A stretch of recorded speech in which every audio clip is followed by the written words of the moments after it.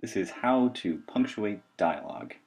Now, since you've all been in English courses for probably about 12 years now, you will have encountered this before. So some of this will be repeat, some of it might be newer. I hope to cover some of the more detailed things about it. But to start, when a character says something, you put it in quotation marks. You know that much. Hello. And if there's no speech tag at the end, if you're not saying who said it, then the punctuation here goes inside. If you're going to say who said it at the end, said Paul. I have a new kitten named Paul, I thought I'd use that. Hello, said Paul. The important thing is this is not a period, because there's more to the sentence, the speech tag here. But the exceptions are that you can use an exclamation mark and a question mark. But you can't do this. That's just wrong. So, hello, said Paul. Let's bring in another character here. Hi. Oops, comma, quotation, reply, Janet. If Paul turned out to be a girl, we were going to name the kitten Janet. There we go. You can use different words instead of said. You can even Google alternatives to said for narrative writing. Oh, you know what I forgot to do is indent each of these. Every time a new character says something, you need to have a new paragraph so it goes down and indents. So if Paul's talking again, it's indented. My program here auto-indented it for me. Paul scratched his head and said. So now I'm saying a little narrative comment here before Paul saying something. When you do that, again, a comma here, you wouldn't want to end that in a period because the sentence isn't over yet. I gotta say what he said. Now, here's something strange. Even though it's in the middle of this long sentence, you start the quote sentence with a capital as well. Are you working on the dialogue? We already know who's saying that because it says up here, so I don't need the thing at the end. And now I'm going to tab in, and Janet's going to reply, yes.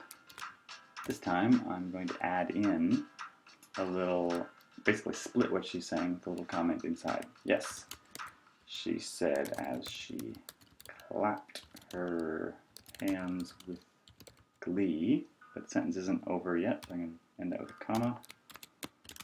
I love writing narratives. Paul's going to reply. Now, oops. We know who she's talking to. We know it's a conversation between Paul and Janet. So I'm not going to bother putting in said Paul or any kind of speech tag. We know who she's talking to. Really? So you just leave it at that. And then Janet can reply, yeah. Writing fiction is the best, she says. Again, we know Paul is talking to Janet. I don't even need to say that. That's her. But if I do that too often, if it goes back and forth a lot, eventually you're going to lose your reader. So some higher level novels, they do that a lot. Takes a bit of work to keep up with. So you only want to do that a little bit, and then I'll throw in another tag. Now if I want to go on with just some regular narrative writing that's not a quote, if it's related to Janet's talking here, I can continue on, but if it's more related to Paul, then I'm going to create a new paragraph again. And so whoever's writing the story is going to tell us something about Paul. Paul couldn't believe what he was hearing.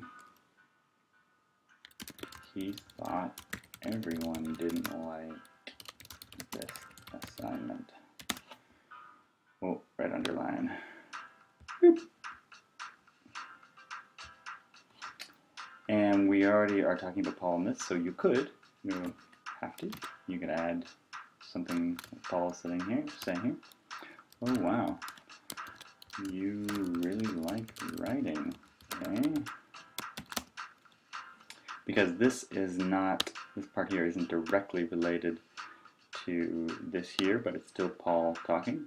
I'm using a period here. Whereas up here, this little thing is directly related to how she's saying I love writing narratives, so I'm using a comma here. So this creates one package, whereas down here it's two separate things. He's saying this, or the narrator saying that, and then Paul saying that. So it's a period there. And then on we go. So that's basically it. Just remember to new paragraph, tab. Oh yeah. Said Janet. That's all I got. Anyways, so on you go. Just remember to split it up. Don't put these at the end all the time, your speech tags. Remember, you can put them at the beginning. I don't know if I have any examples of that. So how about we do it here?